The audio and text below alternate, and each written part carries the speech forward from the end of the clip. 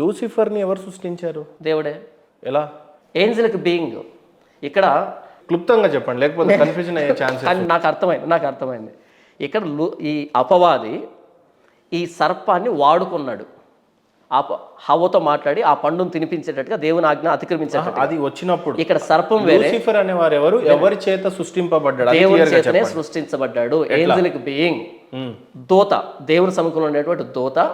ఆ దూత దేవునికి వ్యతిరేకంగా మానవులు ప్రేరేపించేట్టుగా ఆ సర్పాన్ని వాడుకొని వీరి చేత పాపం చేయించాడు. లూసిఫర్ని సృష్టించినటువంటి దేవుడు అవును, ఆదాము హవ్వని సృష్టించాడు. అవును. దేవుడి ప్రమేయం లేకుండా ఏది జరగదు.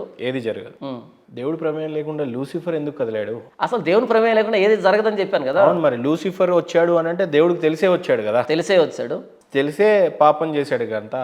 అంత ఇష్టపడి సృజించినటువంటి దేవుడు ఆదాంని హవ్వని వీళ్ళ చేత పాపం చేయమని, లూసిఫర్ చేత పాపం చేయమని దేవుడు ఎందుకు కోరుకుంటాడు? అంటే దేవుడే కోరుకున్నట్టు కదా ఇక్కడ.